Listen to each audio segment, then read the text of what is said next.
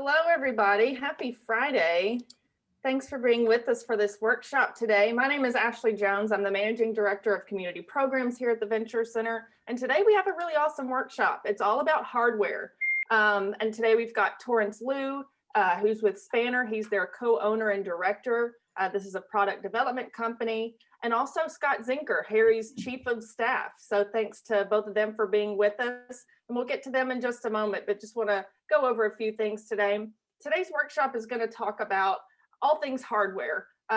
Most industries, when you break into them, can be hard, but why is the hardware industry difficult? So they know all about this. I would consider them subject matter experts. And so they're going to talk to you all about the hardware space and tips for successful hardware development. So with that, I want to thank our sponsors, Frost Accounting Firm, Little Rock Regional Chamber, Wright Lindsay Jennings, and Simmons Bank. They support all of our efforts and community programs throughout the years, and we're very grateful to them for their support. Also, wanted to give a heads up to some more programs that we have coming up for the remainder of this month and into February. We have a Lunch and Learn coming up on January 26th. That's at noon. And this is going to feature the Archangel Alliance. So this is a new group here in Arkansas. It's totally focused on angel investing and those looking for seed funding. This Lunch and Learn is going to focus on the angel investors. So if you are an angel investor already, an aspiring angel investor, feel free to join this chat because you're going to learn about membership, sponsorships, how to get involved, and who they're actually looking for. Again, you can register for that on our website, all the different channels, social media, and our newsletter, and that's on the 26th. We also have a new program that we're really excited about that's kicking off on January 29th, also at noon. This is our VC Health, and this is going to be a mental health series that we do once a month. It's going to take place on the final Friday of every month at noon, so you can mark your calendar and know that it's going to take place then. And it's going to focus on everything mental health. We know this is something everyone is struggling with, either you or someone you know, but especially entrepreneurs. This is a hard thing to navigate. It's a little taboo. No one wants to talk about it. So we're really hoping with this series to break through the stigma of mental health and really show where we can, support our entrepreneurs, give resources and tips and ways to navigate that. So really encouraged and hopeful for this new program that we're kicking off on January 29th, and hope you can attend that. Also on February 5th, we're doing another PPP update.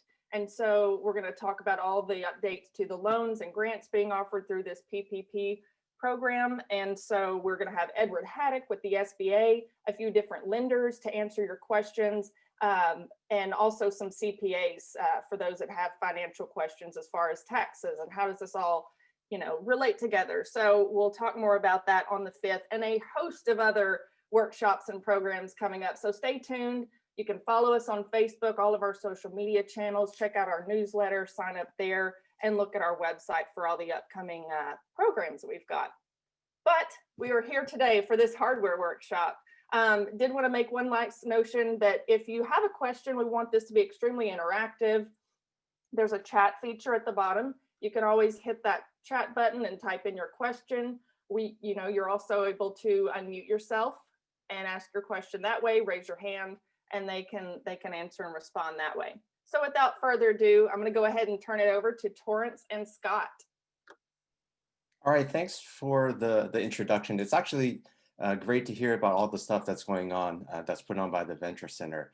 I'm Torence Lu. I'm an Arkansas native, a native of Little Rock, graduated from Central back in 1989, and migrated out to the San Francisco Bay Area to study at Stanford and got my engineering degree, and always had the intention of moving back home to Little Rock, where my family still lives. But at the time, this is in the early 90s, there wasn't much as far as high-tech engineering, product design, hardware, or whatnot. And so I decided to make a career of it out here in the Silicon Valley. So I'm out here in the San Francisco Bay Area, just down the street from the Tesla factory, which is kind of cool. But my heart and my career has been about making consumer electronics products, but more broadly, hardware, bringing hardware innovations to life. As a co-owner and director at Spanner, I have the chance to work with Fortune companies, crowd-funded startups, VC-backed early stage companies, sensations like Harry's, to help to bring the next new thing to life, or at least a hardware component of it. So looking forward to sharing a little bit more about Spanner later on. But before I turn the time over to Scott, I just wanted to encourage you guys, like Ashley had mentioned, to feel free to chime in with your questions along the way. And we'll answer them as it makes sense in the flow of our conversation. And if not, we'll try and circle back at the end when we have our Q&A to get to all of your questions. So looking forward to that. We see it as more of a conversation and a dialogue with you guys. So please chime in. One thing that I wanted to frame up so that all of you, and thanks for being a part of the chat today. Scott and I are going to bring kind of different perspectives of the challenges of hardware, and speaking from our experiences about the ways that, or the approaches that might help to make hardware a little bit easier. I think we would probably, the two of us would, we agree that no matter how you slice it, hardware is hard, right? But there's a few things, a few keys that might make it a little bit easier, right? And so he's going to speak more from the perspective of a hardware company, from a hardware organization. And I'm going to be sharing more from the perspective of like an in the trenches engineer or product development consultant or a partner. So you can hear a little bit of different perspectives, and hopefully that's helpful to you all. So I'm going to turn the time over to you, Scott. Awesome. So just to quickly introduce myself, my name is Scott Zenker. I've been with Harry's for about 5.5 years and started my time on our research and development team as a program manager. So really had the opportunity, I was fortunate enough to see the company grow from the hardware side, spending a lot of time with our factory or at our factory in Germany, with our suppliers in Asia and around the world. And after about 3 years on the R&D team, had the privilege to transition into a chief of staff role, working for our chief commercial officer. And in my function, I'm really responsible for the intersection of the physical product world, what we call our maker teams, research and development, design, quality, and manufacturing, and our commercial team. So the Harry's brand globally, as well as our Flamingo brand and some of the new brands that we're planning on launching. And so have had the opportunity to kind of see things from both sides within the organization, both in the trenches, developing product, working with amazing partners like Torence, but also really thinking about things from like a 30,000-foot view and where we want to go as a company and how that drives product development. So I guess, Torence, maybe just to jump in, I can walk through the high-level overview of Harry's if you want to pull up the slides.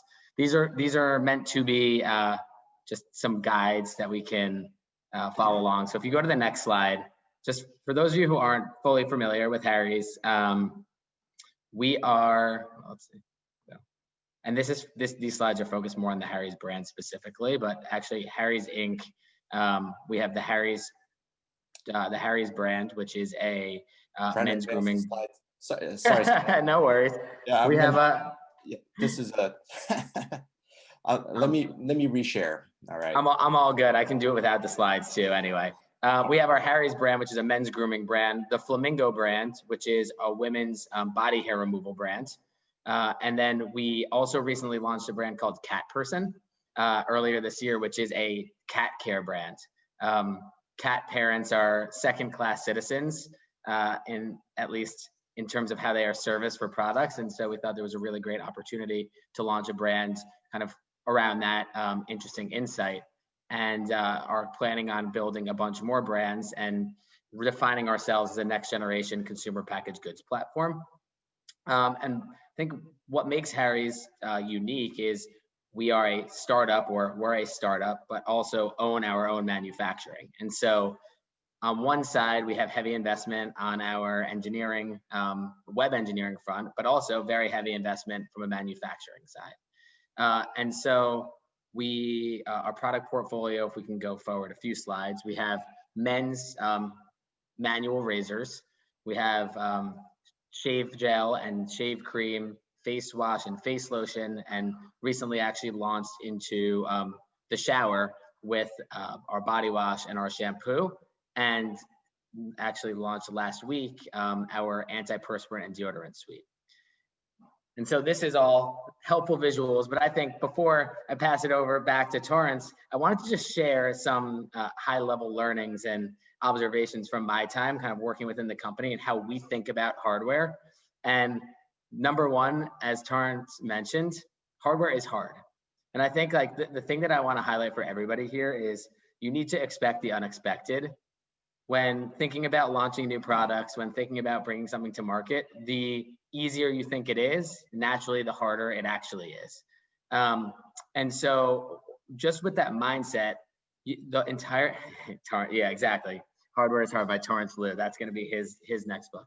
But it's actually all about ensuring that everybody is on the same page and brought along about what major risks are, how we potentially want to mitigate those risks, and leaning in together to actually solve problems as they arise, and knowing that you're going to wake up in the morning and there's going to be a problem, and you're going to go to sleep at night and there's likely another problem. At Harry's, our product development philosophy is really starting with the consumer truth. And I think I would push anyone who's thinking about hardware. It's not about making a physical thing. It's not about developing something that looks cool. If you have something that looks cool but doesn't solve a need, doesn't drive utility, isn't helpful for somebody to use, then what's the purpose for that product in general? And so I think it's really important to think about first from a consumer truth.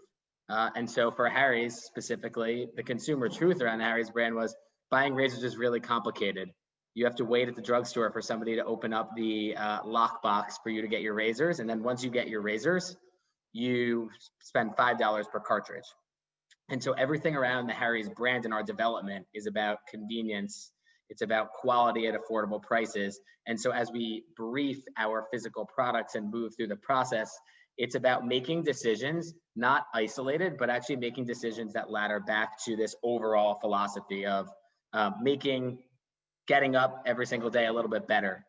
I think second for me, and when I think about product development, is product and performance are key. And so what I really mean about that is you don't want to make shortcuts. On product, when you're developing, you don't have a brand if you don't have a functioning product.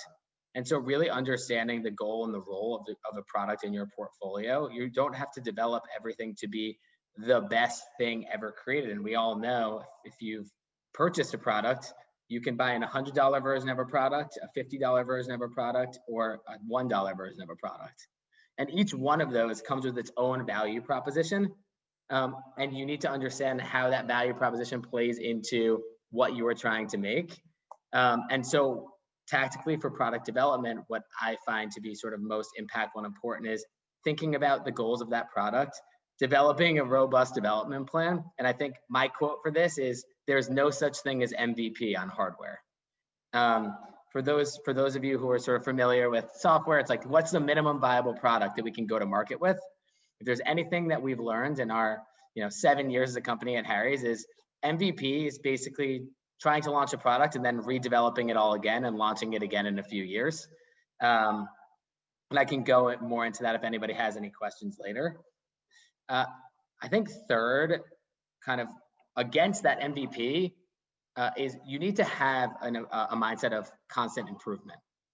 And so what I really mean by that is you need to be comfortable developing a product and launching a product that might not be 100% of what that product will be in the end state, but you build a roadmap or runway to continuously improve that product or continuously improve that experience. And I say that because a lot of times you can get bogged down in test results that come back and might make you question, hey, fundamentally, do we want Do we want to change this product? Do we launch this product? And I think building the product with a mindset of how do we get this out to the market and then continue to evolve it over time is a really important mindset. And I think last, and this is where I will sort of transition to Torence following this, is it's all about building a network. At Harry's, we have built out a very robust research and development team. We have about 40 to 50 people on our global team. We have a lot of product design engineers who are actually designing and developing our products. We have a lab in our New York office. We're developing another lab elsewhere in the tri-state area. We have a lab in our factory in Germany, but we still have an entire network of partners, whether that is labs that we run testing at, whether it's really nuanced technical specialists who can help us run specific analyses, and a supplier network that can help us actually pull our products or bring our products to market in a fast, but also like cost-effective way. And that network, I think, is really how we met Torence when we were trying to strengthen ours. And the partnership between Harry's and Spanner, and Torence will go through in a few slides, I think has been really, really beneficial for us in getting specific projects in our consumers' hands, or products in our consumers' hands. So I think with that, let me pause and pass it over. And Torence, why don't you pick it up? Apologies for my rambling without my clear slides.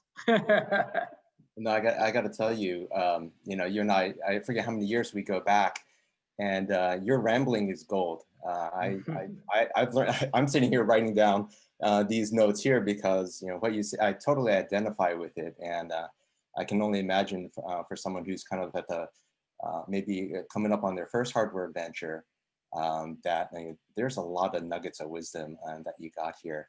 So, you know, Scott, I wonder if it might be helpful to, and I'll skip the Spanner slides for now, but did you want to maybe frame up really briefly the project that we had identified that we're going to kind of talk around?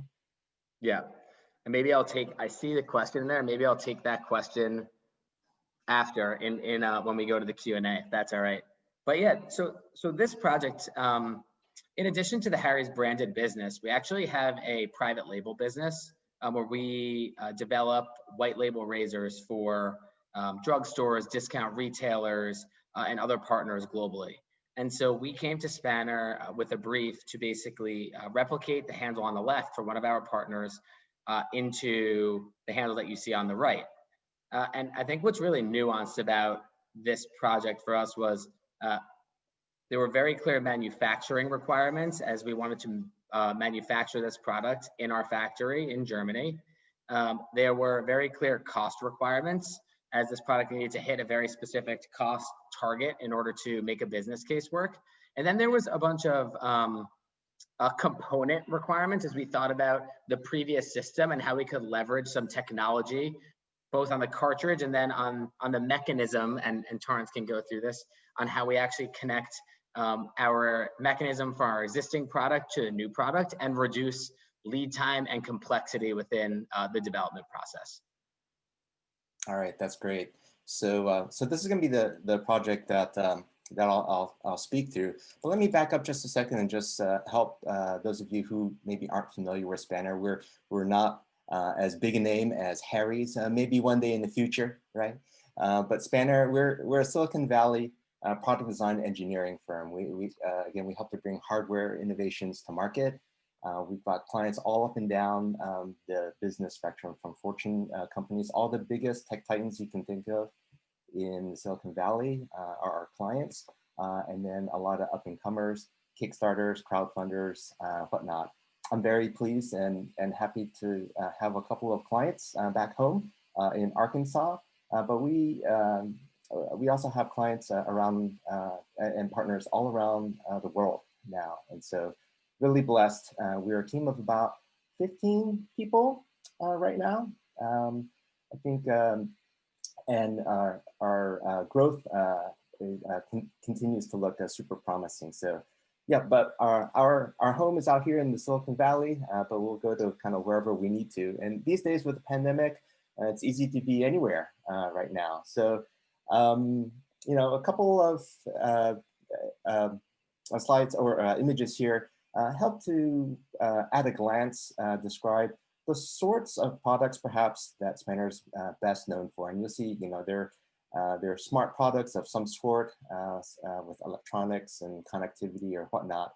But Spanner's specialty or our preference is to live at the intersection of precise and beautiful design with manufacturable solutions. So hopefully you get a taste of that, and check out our website or online portfolio if you wanted to find out a little bit more.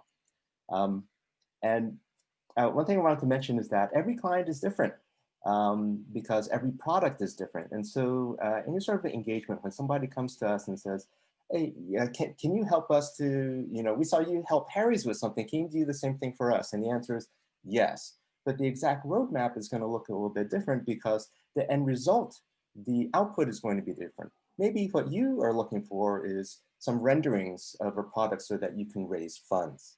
Or maybe you're one step beyond that and you're looking to build one looks like, works like prototype so that you can take to a show like CES, right, recently. Or maybe beyond that, you're looking, I need to have 50 of these units built for beta testing. Or we're ready to make millions of these. Can you help us to shave a cent off here or take down a millimeter of the product, the overall dimensions over here? So the way that we work really depends heavily on what your output is. And I think that speaks back to Scott's point about having a, well, what's the consumer truth, or what I might describe as having a North Star? Like, what is the key success criteria? What is going to make it or break it for you? Having that North Star will be like that one thread through the tapestry that kind of really defines what it's about. So one of the keys that I think makes hardware easy, actually it echoes Scott's almost exactly when you said to build a network. My take on that is trusting a team of expert partners, knowing kind of where your expertise ends and where it's appropriate to lean on others. And sometimes what's tricky is as a founder or as an entrepreneur, you're trying to balance your budget.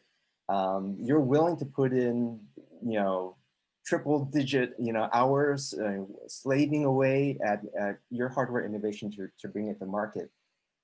So it's about knowing, not only having a trusted team of partners, but also understanding for yourself, where is my time and my energy best invested?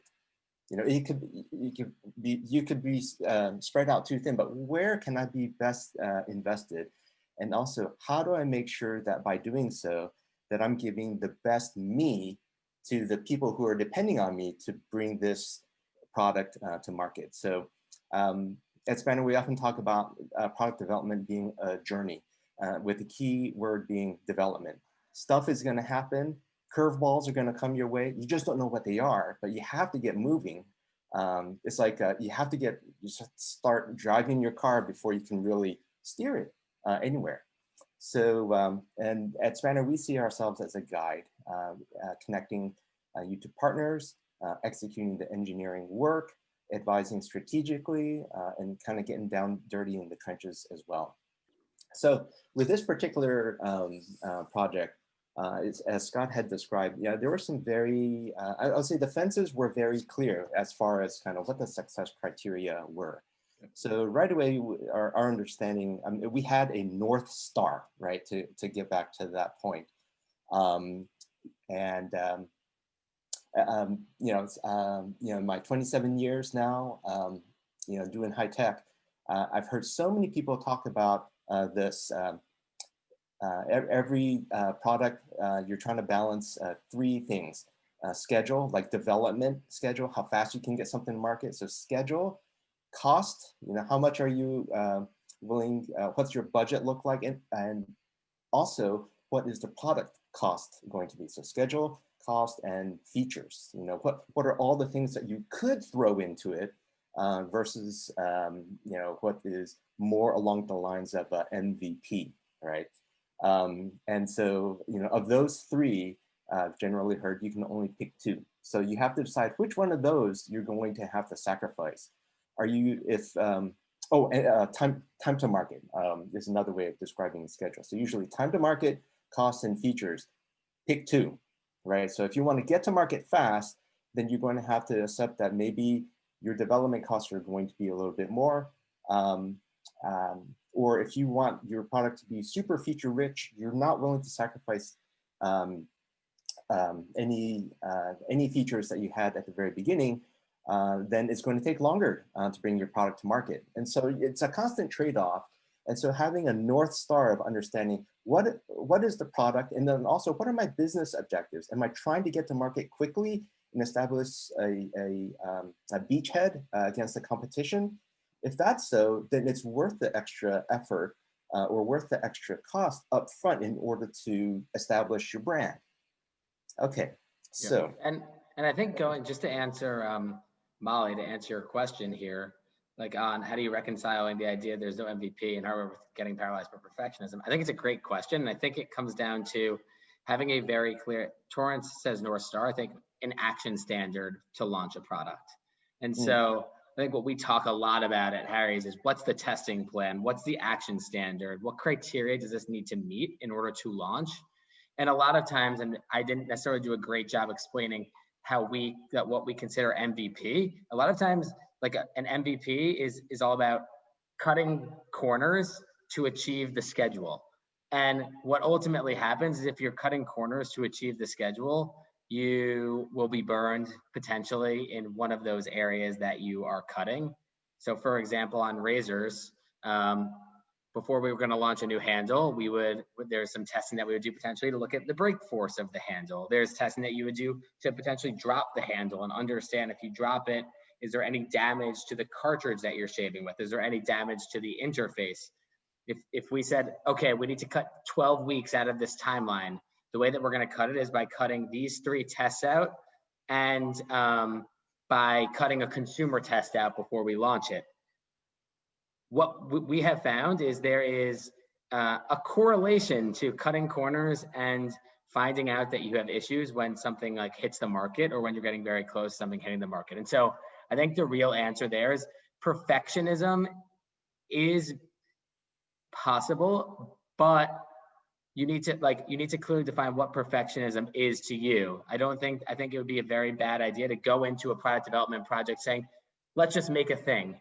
Because then like what is the end? What are you actually building towards? And so it's all about defining very clearly the fence or the guardrails that you're building within. And then what are the steps that you're willing to take or willing to sacrifice to go and get there? Yeah, well said. One other perspective, maybe for you, Molly, and it's kind of born from the Stanford product design program, but I think it's generally embraced in Silicon Valley and beyond. And it's the notion of building quick to fail fast, not being paralyzed by perfection, because you could spend months or years trying to conceive and to execute what's a perfect product and with no mistakes. But what's oftentimes more practical and more easy to put into practice is to build something. It doesn't have to look right. It doesn't even have to function right. You may know that it's going to break, but for hardware products, it's all about the next artifact that I've discovered. And so each artifact is an incremental improvement over the previous one. And with each one that you build, having a mindset of, or understanding, allowing space for opportunities for learning, what people might call failures, right? This notion of building quick to fail fast, but then having the perspective that failures are teaching opportunities to advise with empirical evidence to advise what improvements need to be made. And so having those quick cycles or quick sprints of iterating and improving, I have found in all these years gets a better product to market more quickly, and it's better conceived and executed as well. Yeah, and Torence, I think what that really means, like when I say build like build quick to fail fast. It's like focus on a part of the product instead of the whole product. So imagine like you're building a car. You're not just going to wake up one day and say, I want to build a car. You would focus on steering, or you would focus on headlights, or you would focus on a component. And so a razor handle actually looks like it's pretty simple, like, but we could say, okay, like there is a piece here, this cartridge pusher, let's say, that interfaces with the cartridge. We need to get that mechanism right before you build a handle around that mechanism. And so when we work with Spanner, with a partner internally, we're 3D printing hundreds and hundreds of different iterations of what this mechanism could look like in different materials to understand the functionality. And then when you're able to say, okay, we've landed on a mechanism that works, now let's think about, okay, what's the housing for that mechanism? How does that interface into the rest of the assembly? And you can continue to move on. And so I think that's for us, the fail fast is, don't day one design something and contact a manufacturer and invest $100,000 on an injection molding tool. It's like build something small, invest in a couple $100 in a bunch of 3D prints, take a bunch of those learnings, and then continue to scale up from there. Yeah, yeah. At Spanner, we have a phrase that we've kind of come to embrace, which is what we call targeted prototypes, which means that we're exploring and refining one feature. And a lot of times having a prototyping plan can be super helpful, because it's easy to get lost in the bigger picture of all the things that you're trying to bring together into a full system prototype. How much easier is it, or freeing is it, to be able to say, okay, we're going to look at this tricky mechanism over here, or we're going to see whether or not these surfaces blend correctly. And so targeted prototypes, just kind of pausing on, or what is it, instead of backing out and seeing the bigger picture and looking at the product as a whole, is zooming out to the point where you're sort of cropping out the rest of the product and only focusing on success for this one key system or one key feature over here. That is a key to hardware success for sure. And one thing that I wanted to mention that is a key difference, maybe it's obvious, maybe it's not, between hardware and software, just as a comparison, is when we're talking about building quick, failing fast, we're talking about sprints, iterations, or whatnot. In software, sprints often are in the spans of weeks or sometimes days, where every Friday, you can push everything out and run it again, see how that works. And the difference between software and hardware, software you're pushing electrons around, but with hardware you're moving atoms around, and so you have to build things, you have to craft artifacts, and it takes time to make them. And so fast in hardware looks different than fast in software. And so instead of weeks and days, we're probably looking at, fast would be months or weeks sometimes for those cycles to happen. And so having, I'll say, perspective when it comes to scheduling or expectations about how fast things can move is really critical for hardware ventures too.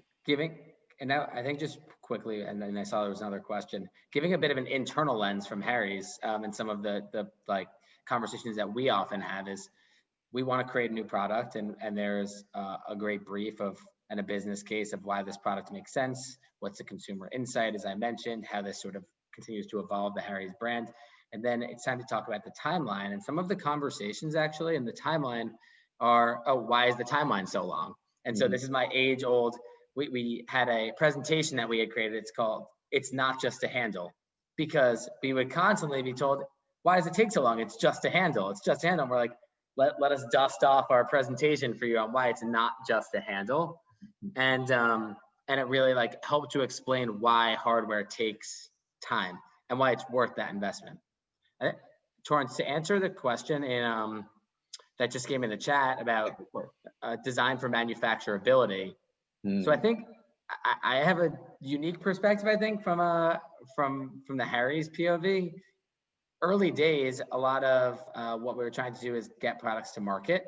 And obviously you go through a design for manufacturing phase as you are developing a product itself. Once you feel like you have a robust design and you can engage internally or with your supplier to start to engage through where are there potential optimizations or changes that are needed to manufacture.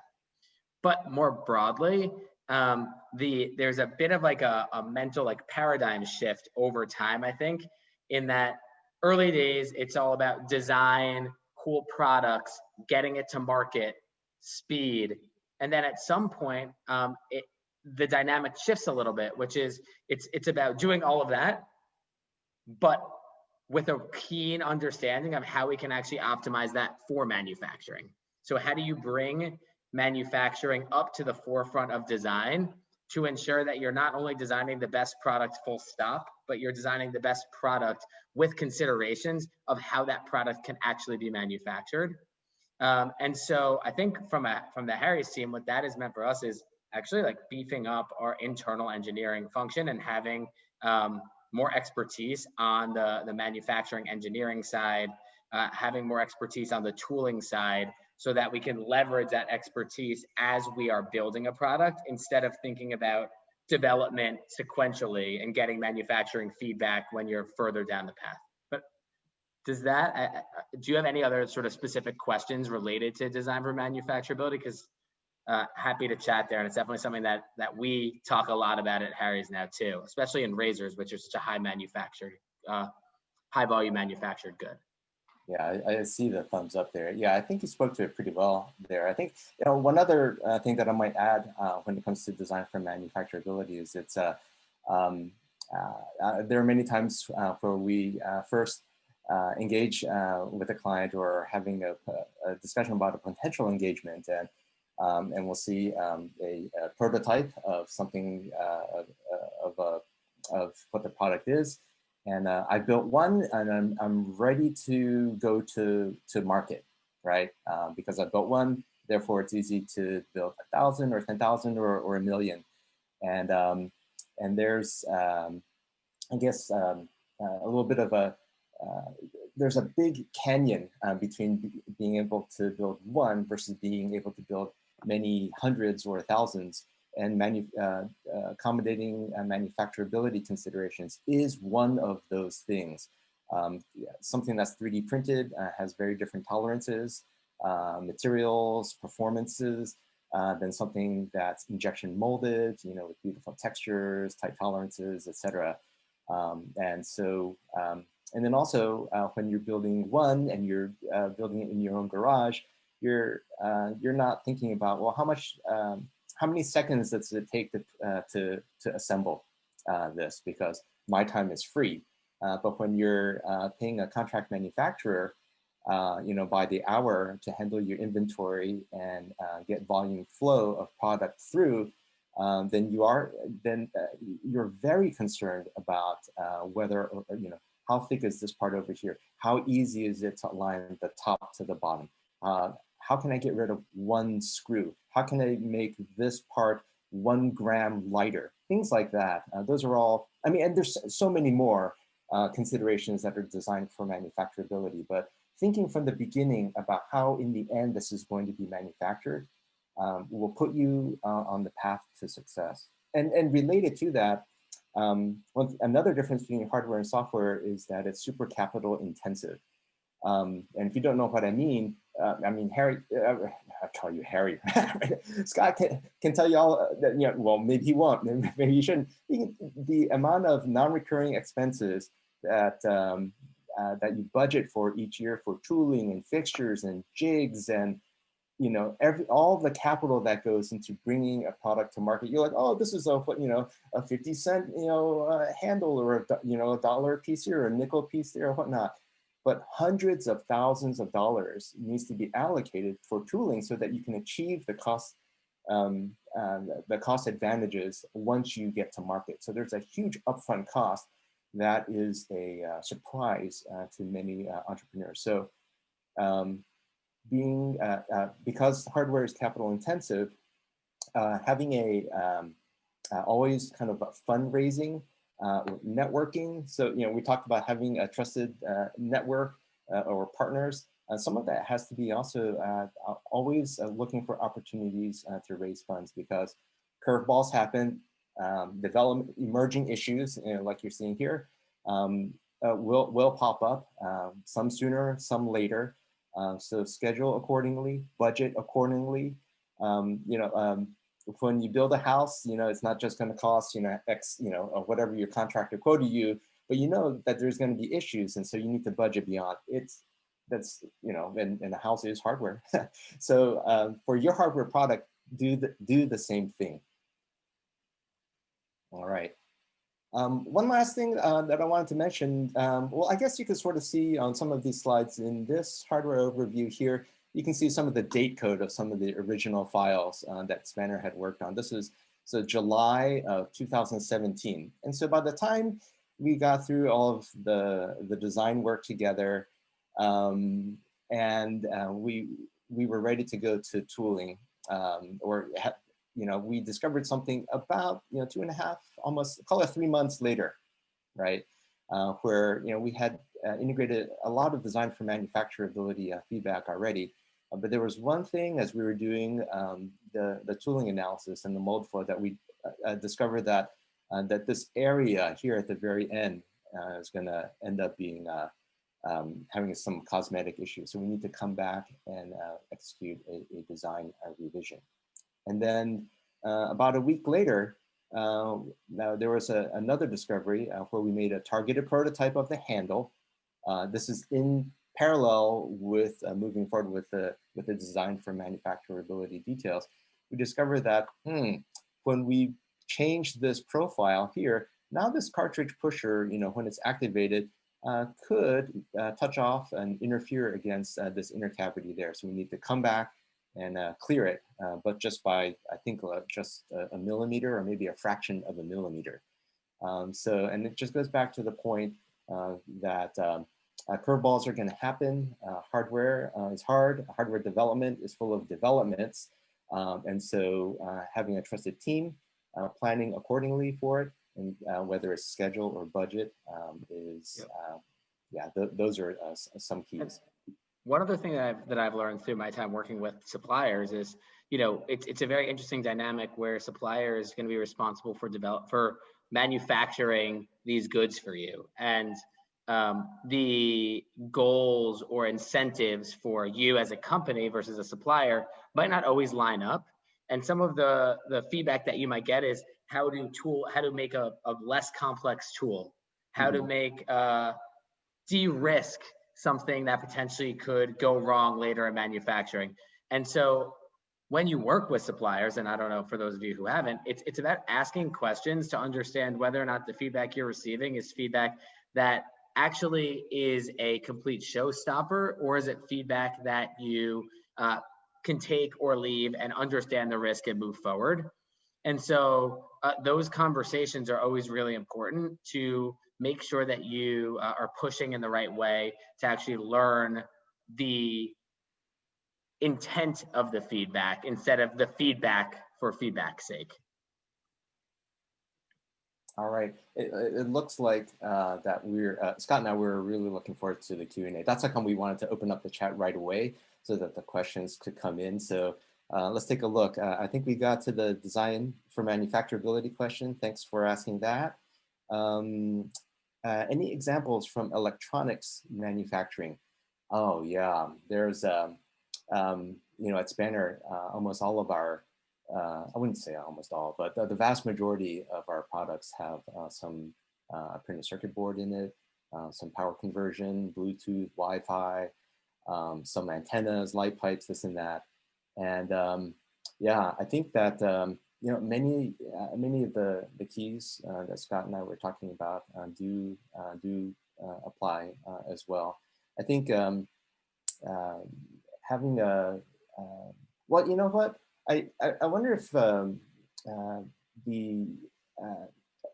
was going to mention the like for Fitbit, for August Lock, or for Amazon.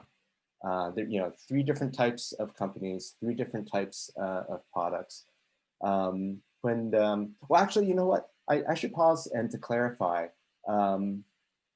Walter, whether by chat or speaking up now, what specifically were you hoping to understand by examples from electronics manufacturing? Are you looking for just examples of products that we have worked on or understand about, or if maybe there are differences in how the success factors for hardware development?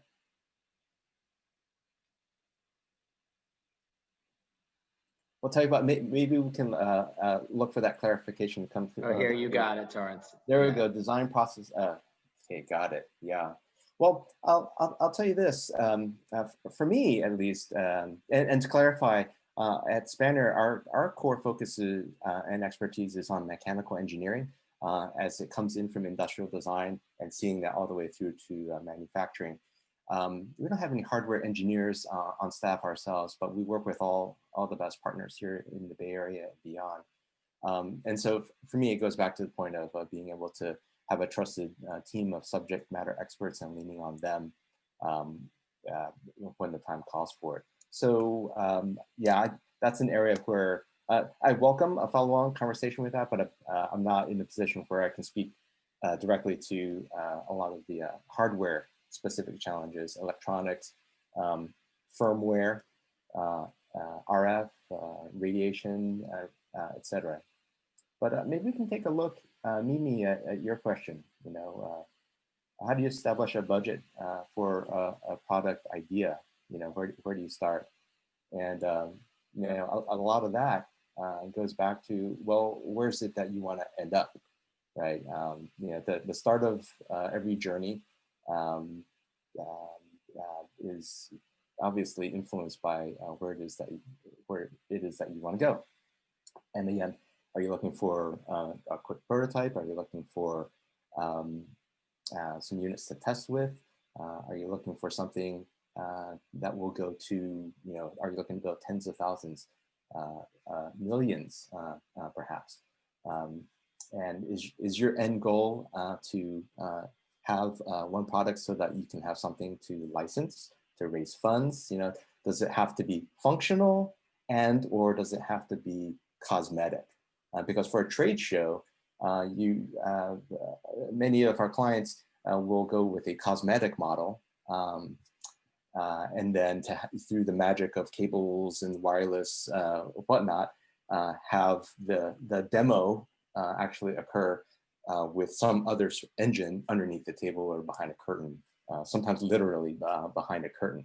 So yeah, and I do think this is like a good time to plug, like for us, when we started at Harry's, we were not at all sort of experts in the razor field. We weren't experts in how to in budgeting for a new razor handle and budgeting for a new cartridge and how long that takes. I think this goes back to one, using resources like talking to experts in the field, whether it's having a network of consultants or just advisors who you can speak with, to understand like what are the costs and what are you actually trying to achieve. And I think this is where, just in general, what I have found in my time at Harry's is utilizing the network of other companies and other people who are doing similar things and you goes a long way. Like no one is expected to have the answer on day one of how to do something that they don't know how to do. That's a little bit unrealistic.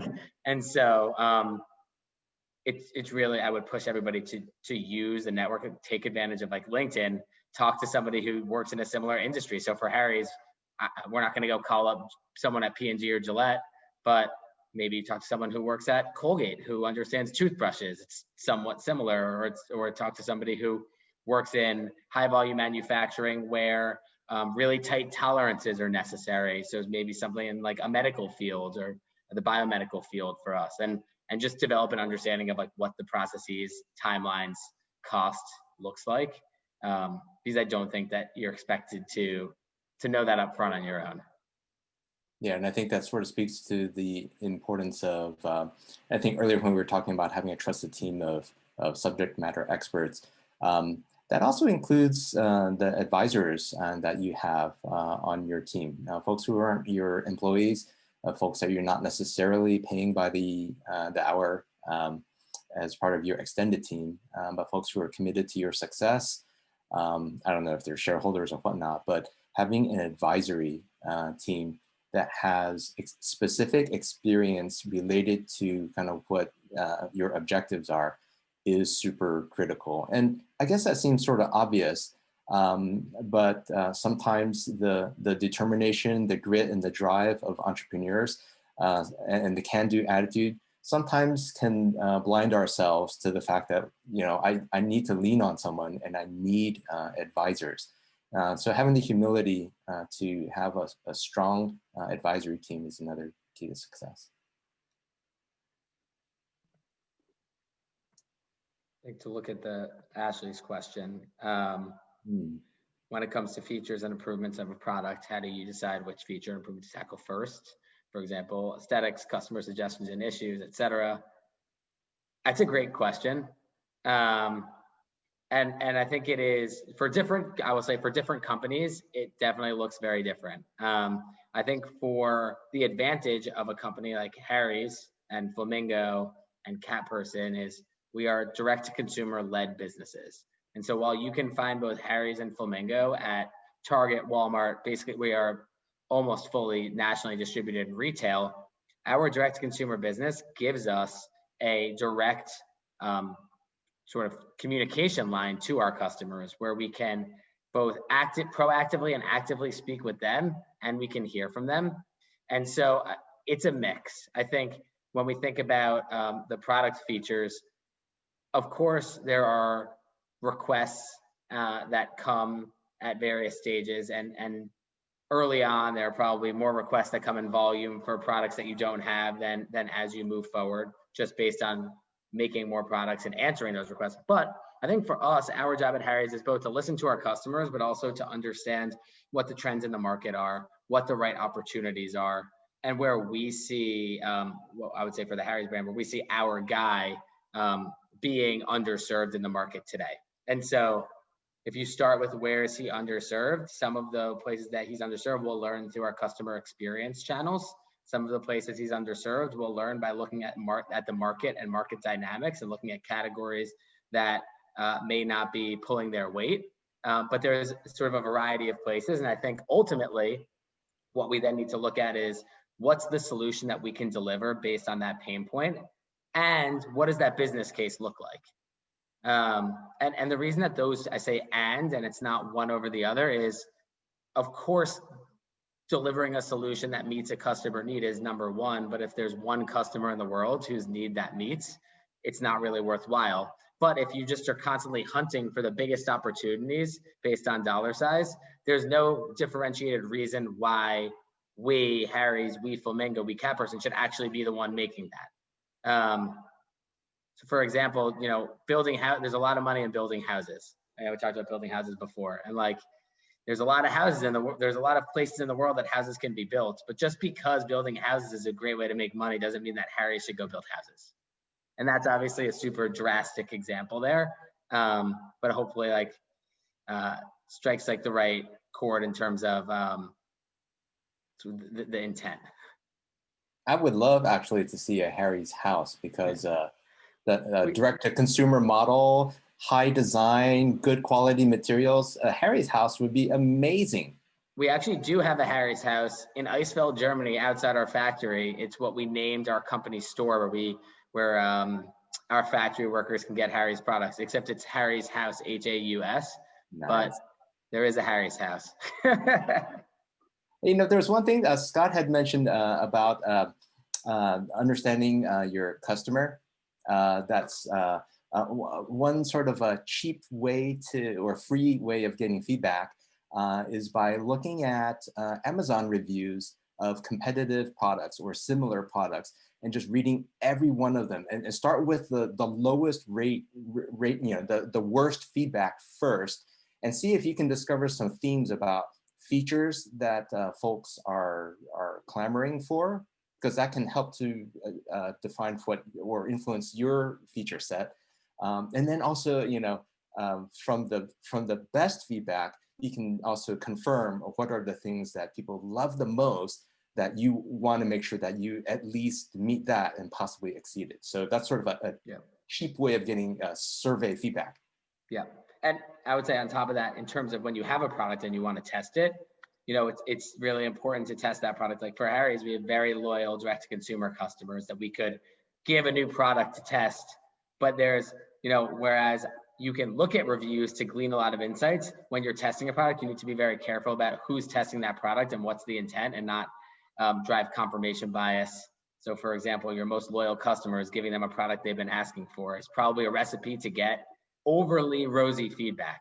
And so if the purpose of the project is to bring new customers into your brand by entering this new category, then ultimately when you go deliver on those features that Torence mentioned, how do you test that with the right group of people to ensure that you are then delivering on what you're sort of setting out to deliver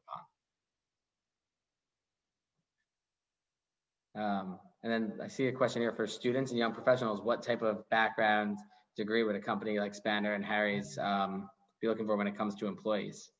Torence, you want to go first for Spanner, and then I can chat about it through Harry's?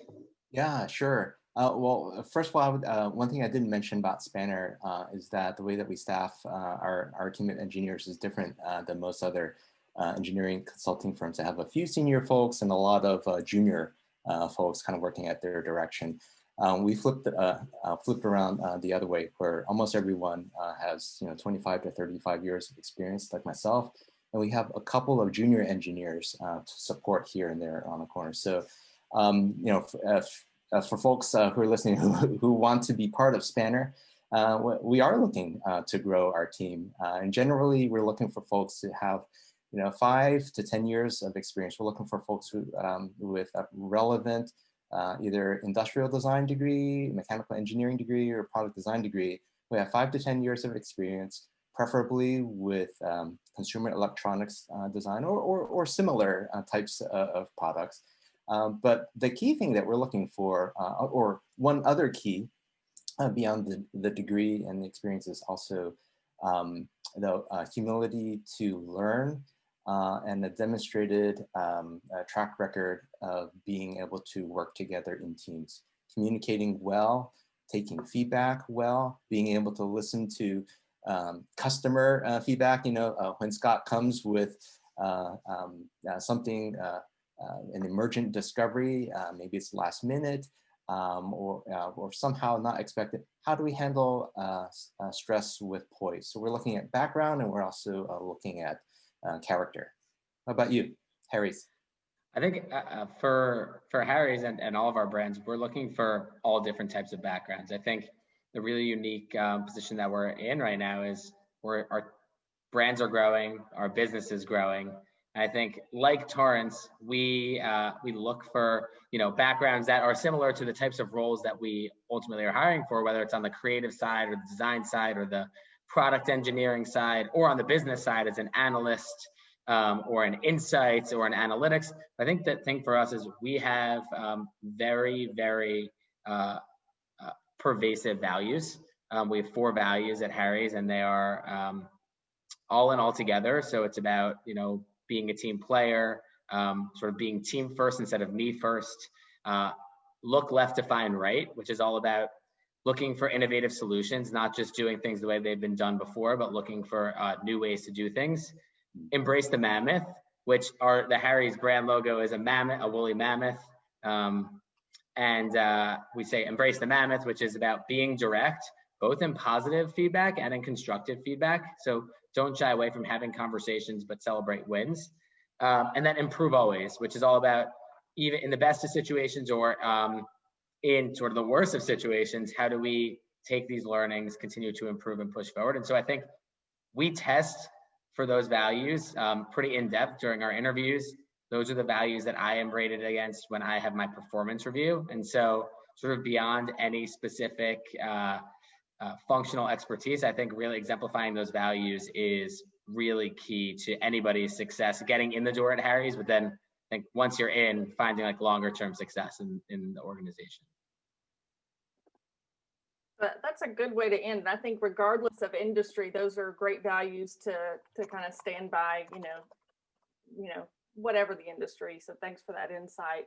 And thank you both so much for dedicating the last hour to share your insights and thoughts on this topic. And subject matter expertise. Like I said, this has been recorded. It's on Facebook Live. We're also going to turn this into a blog post and feature this because it's some insight that folks need to know about. So we're excited to do that as well. Thanks again to our presenters, Torence Lu and Scott Zenker. Thank you to everyone that attended and watched and asked questions. This was a great discussion. And I also want to encourage you to check out our upcoming programs in the future. Again, thanks to our sponsors, Frost Accounting Firm, Little Rock Regional Chamber, Wright Lindsay Jennings, and Simmons Bank. Thank you all for attending and have a wonderful weekend. Bye, everybody. Thank you. Thanks, guys.